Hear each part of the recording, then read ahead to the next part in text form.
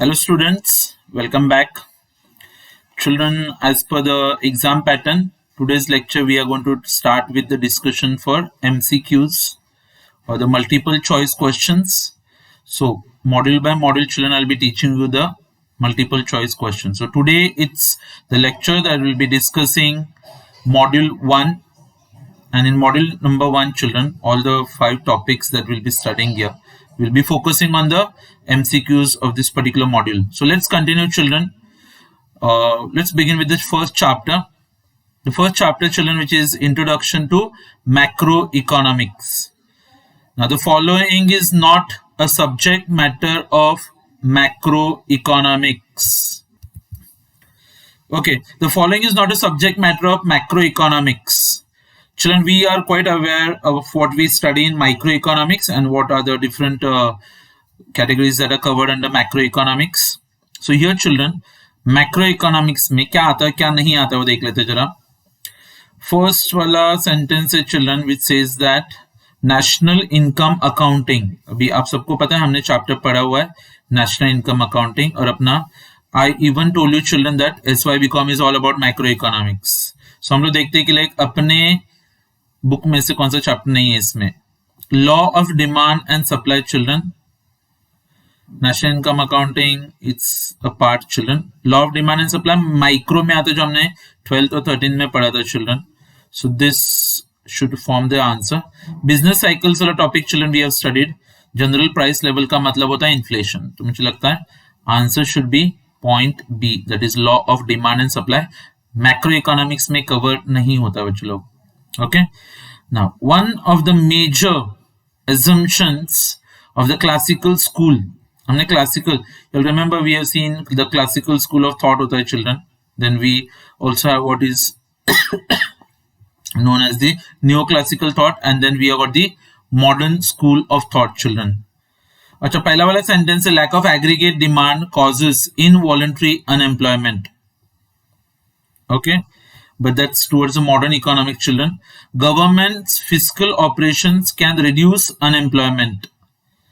Yes, that is true, children, but not related to classical, क्योंकि ये सब Keynesian theory में आता है जो modern economics था. अच्छा, unemployment and inflation can exist together. Unemployment और inflation साथ में चल सकता है. Yes, that is also related to modern economics. Now, economy will be in full employment equilibrium in the long run. मतलब लॉन्ग रन में बच्चों लोग हमेशा फुल एम्प्लॉयमेंट आता ही है. और आप सबको पता है क्लासिकल स्कूल ऑफ थॉट का एक बेसिक अजम्पशन माना जाता है, that is what is called as full employment. So answer should be point D. अच्छा, तीसरा सवाल है बच्चों आपके सामने. Keynesian theory is not based on which of the following assumptions. Keynes के थ्योरी का कौन सा अजम्पशन नहीं है, ऐसे पूछा है यहाँ पे.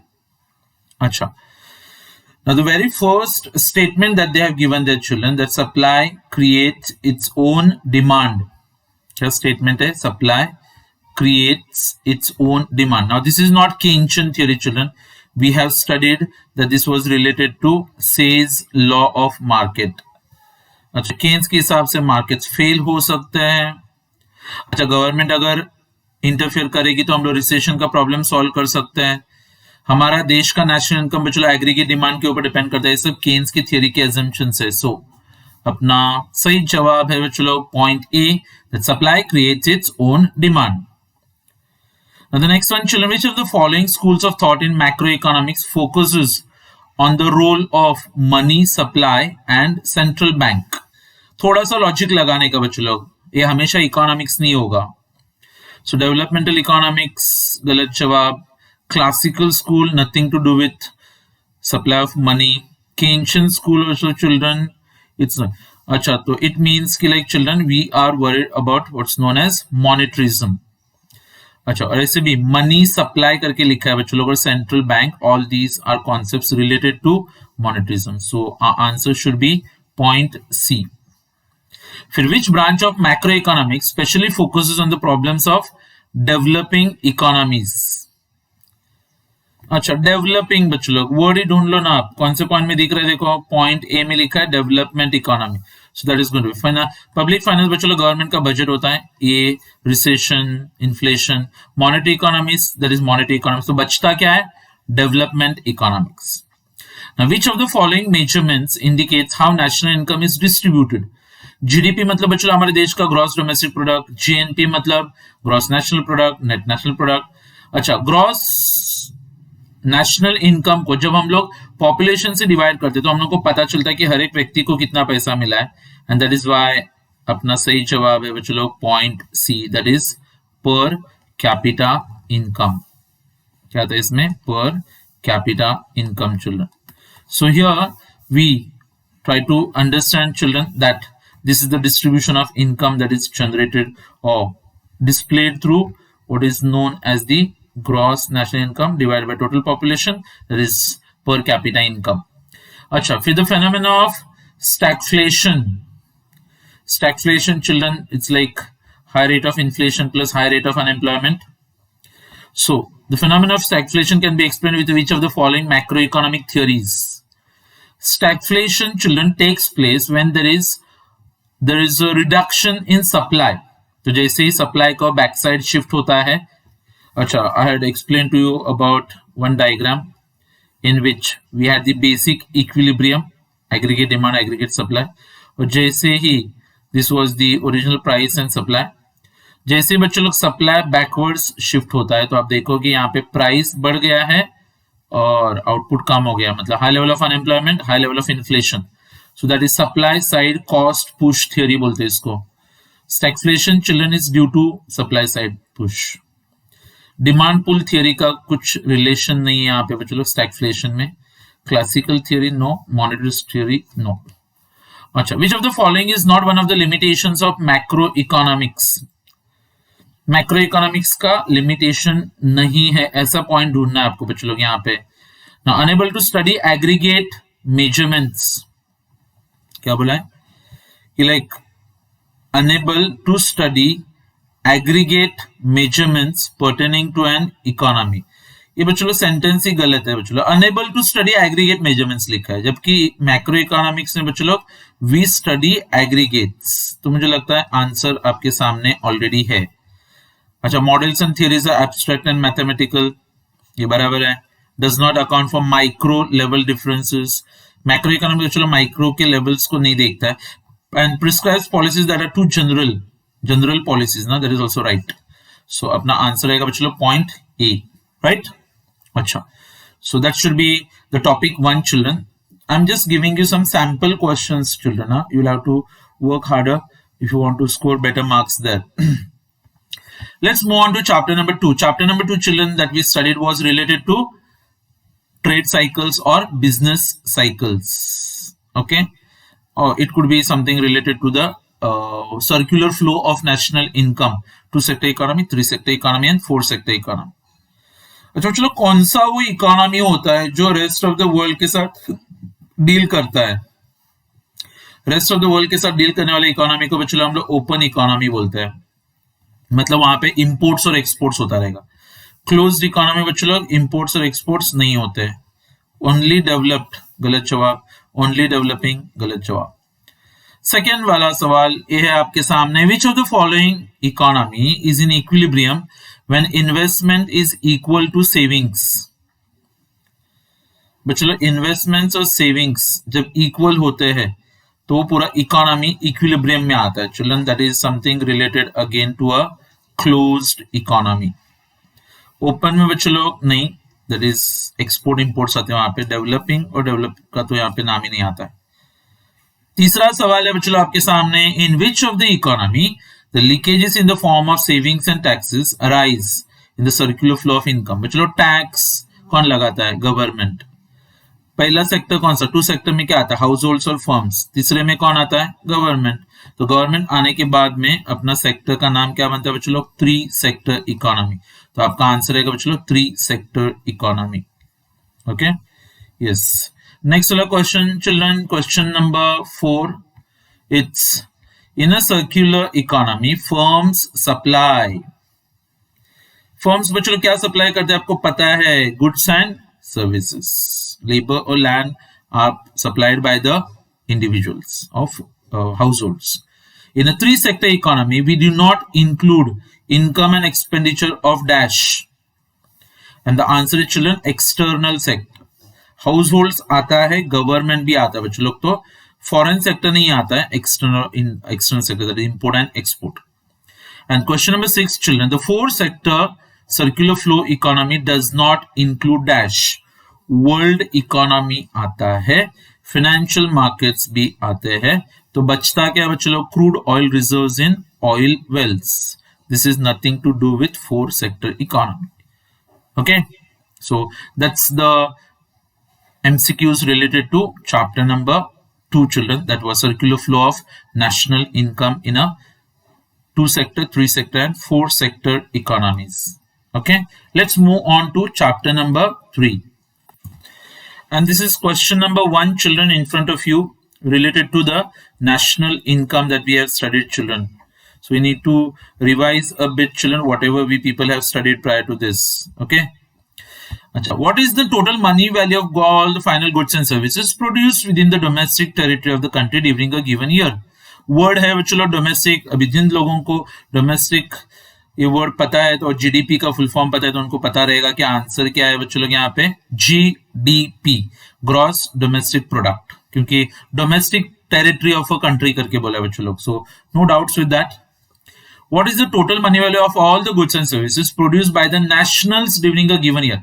हमारे देश के लोगों ने जो प्रोड्यूस किया वो कहीं पे भी जाके प्रोड्यूस करे तो वो बन जाता है हमारा gross national income. Okay, NDP GDP ये बच्चों लोग डोमेस्टिक प्रोडक्ट्स होते हैं. क्वेश्चन नंबर 3 चलो, विच of the following measures the real growth of the economy? Actual growth हुआ है क्या नहीं हुआ है वो कैसे देखा जाता है बच्चों लोग?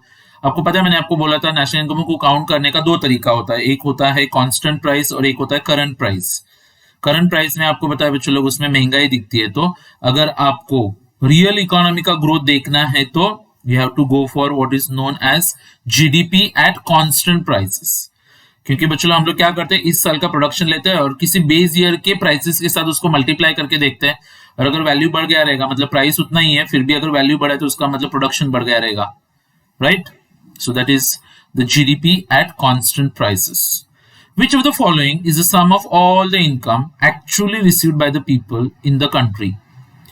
मतलब एक देश के लोगों को एक्चुअली जो पैसा मिलता है उसको हम लोग क्या नाम देते हैं? तो ऑब्वियसली लोगों को मिला हुआ पैसा. बच्चों लोग लॉजिक लगाओ, answer is personal income. National income तो देश का पैसा है, जीडीपी यानी ग्रॉस डोमेस्टिक प्रोडक्ट, जीएनआई मतलब ग्रॉस नेशनल इनकम, तो बचता क्या है? Received by the people in the country, personal income. Question number 5 children, GNI in an open economy is equal to dash. Open economy अगर बोल दे बच्चों लोग, सबसे पहले GNI क्या? GNI gross national income. तो आपको लेना है पहले बच्चों लोग यहाँ पे जीडीपी लेते हैं हम लोग, फिर एक्सपोर्ट्स माइनस इंपोर्ट्स को ऐड करने का और रिसीट्स माइनस पेमेंट को भी ऐड करोगे तो आपका आंसर बन जाएगा बच्चों लोग what is called as gross national income in a open economy.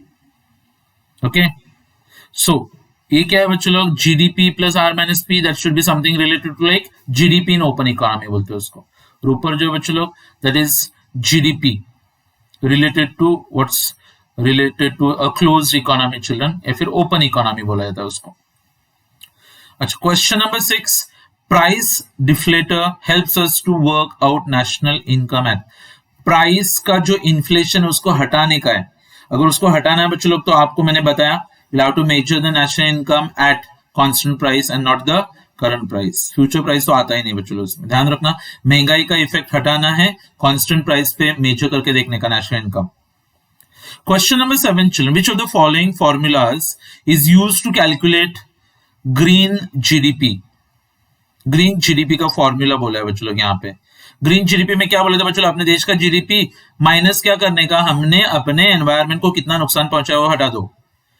तो पहला वाला फॉर्मूला क्या दिया है? GDP plus net factor income from abroad, गलत. जीडीपी प्लस सी प्लस आई प्लस जी, गलत. जीडीपी माइनस डेप्रिसिएशन वो होता है बच्चों लोग एनडीपी, ग्रॉस का नेट. अच्छा, GDP minus net natural capital consumption, natural capital को आपने कितना कंज्यूम किया है, तो ये होता है बच्चों लोग पॉइंट डी.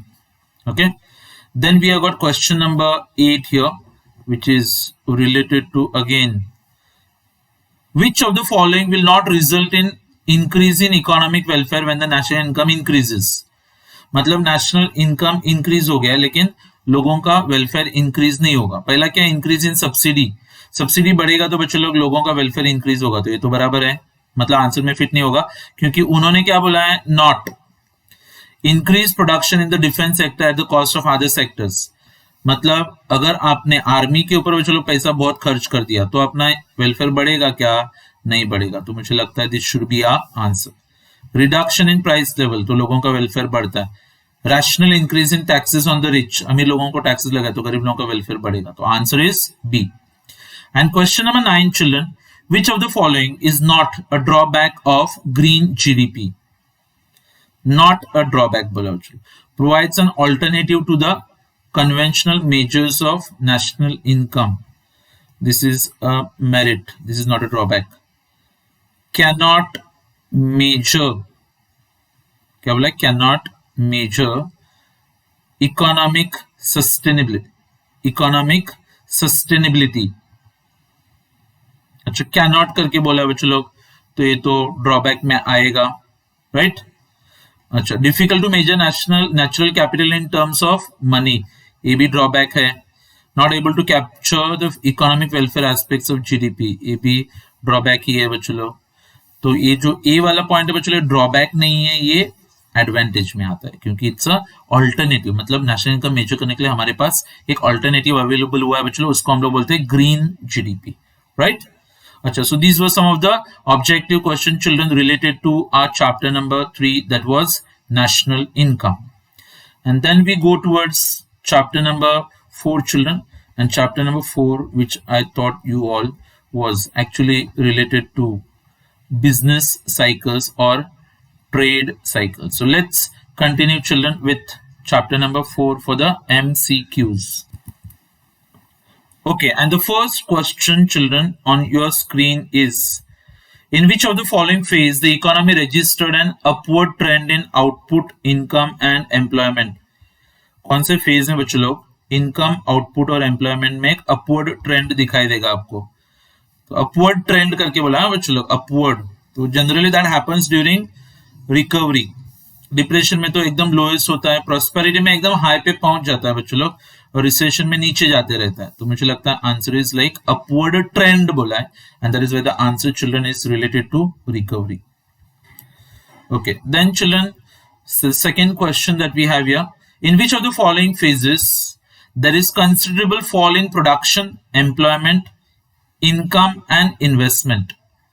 क्या बोला, देखो, there is a considerable fall करके बोला है. कंसिडरेबल मतलब बहुत ज्यादा फॉल हो गया. सो ये कब होगा बच्चों लोग, डिप्रेशन के टाइम पे, रिसेशन के टाइम पे स्टार्ट होता है बच्चों लोग फॉलिंग. रिकवरी में तो अपवर्ड्स जाता है, प्रोस्पेरिटी में क्या होता है बच्चों लोग, एकदम टॉप पे पहुंच जाता है. सो ये सब ऑप्शंस गलत है, depression is the right answer. In which of the following phase output, employment, income they begin to decline. क्या बोला, देखो, इन which of the following phases output, employment and income begin to decline. बोले बच्चों, begin. Begin मतलब बच्चों ये recession होगा, शुरुआत हो रही है बच्चों फॉल होने के लिए. प्रोस्पेरिटी में नहीं, रिकवरी में भी नहीं, डिप्रेशन में तो एकदम लो फेज पे जाके पहुंच जाता. Question number 4 children, the recession phase of a trade cycle begins at dash. Recession कहां पे स्टार्ट होता है बच्चों लोग, वो पीक था, पता, पीक, जहां पे क्या बोला था मैंने, recession is going to begin and prosperity ends. So our answer children is peak. अच्छा, trough है lowest point होता है बच्चों लोग, और mid point of expansion. That's actually again a wrong answer. Question number 5 children, when economic variable move together in a predictable way, it is called dash. Economic variables बच्चों लोग एक ही साथ में जब जाते हैं तो उसको हम लोग क्या बोलते हैं, it is called as co-movement. क्या बोलेंगे उसको हम लोग, को मूवमेंट करके बुला सकते हैं. yes children, it will be basically related to the co-movement of variables children that we have. okay, and finally during recession depression, public expenditure should dash. Recession है तो बच्चों लोग गवर्नमेंट को पब्लिक एक्सपेंडिचर को बढ़ाना चाहिए ताकि मार्केट में ज्यादा पैसा रिलीज होगा और फिर खर्चा बढ़ेगा और इकोनॉमी जो रिसेशन में चला गया वो बाहर आएगा। कांस्टेंट नहीं रखना है, डिक्रीज भी नहीं करना है। तो you have to follow what is called as a deficit budget. Okay, so those were the MCQs related to chapter number 4. And then children, we have got chapter number 5. Okay, now what have we discussed in chapter number 5, children? Chapter number 5 was basically related to Say's law of market. So let's see the MCQs related to Say's law of market. And the first question, children, that we have in front of you is that according to whom wages are non-flexible downwards. इस economics के हिसाब से wages downwards flexible नहीं होते। And children, that's a very famous proposition that is given by John Maynard Keynes. So अपना answer है बच्चों लोग Keynes। Keynes ने बताया था कि लाइक वेजेस को आप अपवर्ड्स कभी भी बढ़ा सकते हो ना, कभी कोई पगार बढ़ाने के लिए ना बोलता है नहीं, लेकिन अगर आप उनको नीचे लेके जाने की कोशिश करोगे तो automatically people will start protesting, आंदोलन वगैरह स्टार्ट होगा, lockouts and strikes. So wages are non flexible downwards. Second वाला क्वेश्चन है children, according to whom the equality between saving and investment can not be brought about by changes in the rate of interest. क्या बोले देखो, according to whom the equality between saving and investment cannot be brought about by changes in the rate of interest. Again children, that's a statement given by John Maynard Keynes. So this is something to do with J.M. Keynes, जो JBC के हिसाब से उसको लाते रहेंगे, लेकिन Keynes के हिसाब से इक्विलिब्रियम लाने के लिए, मतलब सेविंग और इन्वेस्टमेंट्स को इक्वल करने के लिए रेट ऑफ इंटरेस्ट को चेंज करके नहीं होता है करके। That means he doesn't believe in that. And question number 3, children, according to which law the supply will create its own demand? And the answer, children, is Say's law of market. Okay, so I think like for example Jean Baptist से जिन्होंने law बनाया था जो बोलता है कि like supply can create its own demand. अच्छा, Keynes का theory नहीं था ये, पिगू का भी नहीं था और सैमुएल्सन का भी नहीं था। Okay, so children, we have just discussed few questions related to first 5 chapters that we have, children. पहले 5 chapters से related मैंने कुछ discussion किया है। In the coming lecture, children, we will be discussing chapter number 6 to chapter number 10. फिर हम लोग देखेंगे chapter number 10, 11 से लेकर 15 तक, और उसके बाद में बच्चों लोग chapter number 16 और 17 जो inflation से relate कर रहा था। Okay, so I'll be helping you out with the MCQs so that you'll be able to clear your exams as simple as possible, children. So we need to keep on studying, children. तो आपके पास भी books वगैरह available रहेंगे, आप जितना हो सके उतना MCQs के ऊपर फोकस करके पढ़ते रहना। कुछ भी डाउट्स वगैरह है तो you can get it cleared anytime, children. So that's all for today, children. See you in the next lecture with more discussion for the MCQs for module number 2. Okay, bye everyone. Take care.